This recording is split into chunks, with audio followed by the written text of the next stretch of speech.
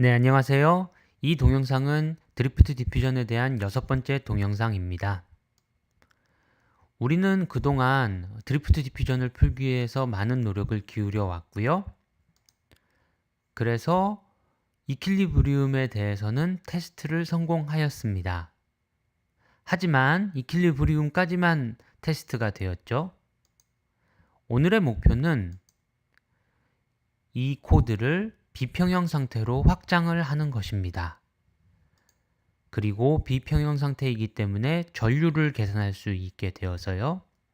전류 계산을 하는 법을 말씀드리려 합니다.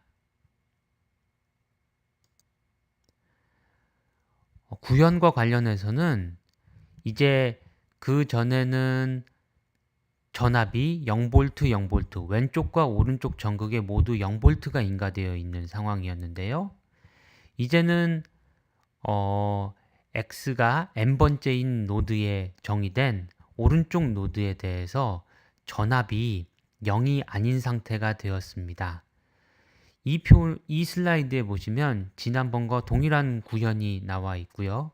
포화송 방정식에 대한 구현인데 이 중에서 끝에서 두 번째 단에 보시면 마지막 노드에 대한 포화송 방정식의 레지듀얼 벡터 형태에서 그전에는 phi 빼기 그 다음에 원래 이퀄리브리움에서의 포텐셜 값이었다면 지금은 phi 빼기 이퀄리브리움의 포텐셜 빼기 어플라이드 볼티지가 되어 있습니다. 붉은색으로 표현이 되어 있고요.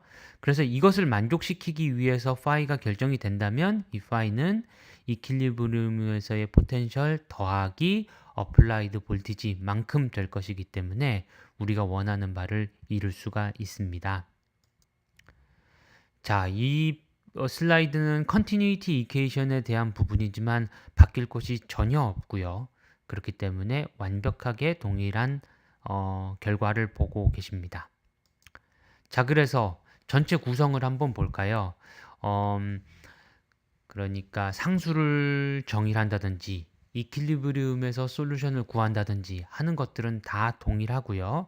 그런 일들이 다 되었다고 하는 상황에서 이제 바이어스 전압을 바꾸어 보겠습니다. 바이어스 V에 대한 값이 0에서부터 10까지 바뀌면서요. 1단위로 바뀌면서 그러면 어플라이드 볼티지는 0.05V 간격으로 바뀌게 됩니다. 가장 첫 번째는 0V를 시도할 거고요. 시간이 지나면서 0.1V, 0.15V 이렇게 테스트를 해 나갈 겁니다. 그 이후 과정은 동일합니다. 주어진 바이어스에 대해서 뉴턴 루프를 돌면서 자코비안과 레지듀를 계산을 하는데요. 이때 이 자코비안 레지듀 계산에서 그 전과 달라진 부분은 V 어플라이드라는 값을 포화송 방정식에 반영을 한다는 것이 달라지게 됩니다. 나머지 부분은 업데이트 벡터를 구하고 포텐셜을 업데이트 해주고 전자농도를 업데이트 해주고 하는 부분은 전과 동일하고요. 에러를 역시 포텐셜의 체인지를 보면서 포텐셜의 변화량을 보면서 모니터를 해주게 되고요. 그리고는 뉴턴 루프가 끝이 납니다.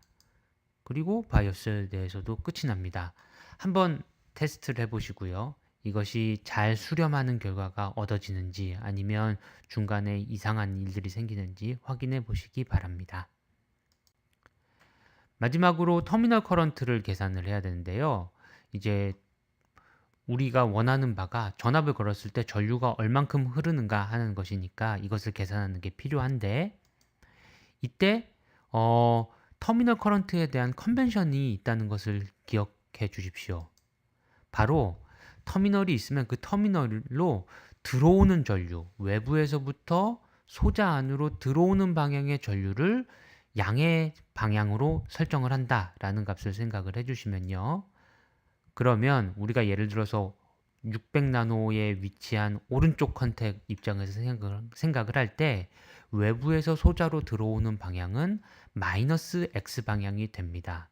그래서 JN 벡터의 X방향 성분은 사실은 전류 입장에서는 마이너스로 곱해져서 기여를 하게 되어 있고요.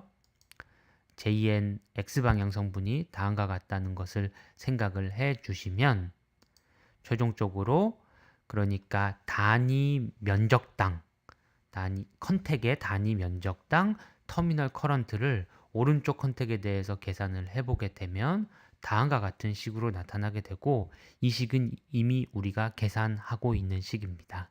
따라서 여러분들이 그 앞에 있는 그 코드를 가지고 수렴된 해를 각각의 바이어스에 대해서 얻고 난 다음에 요 공식에 따라 가지고 전류를 구하실 수가 있을 것입니다. 네, 그러면 한번 그려보시죠. 어떤 형태가 나오는지 그려보시고 그것이 적절한 값이 나오는지 같은 것들을 확인해 보실 수 있을 것입니다.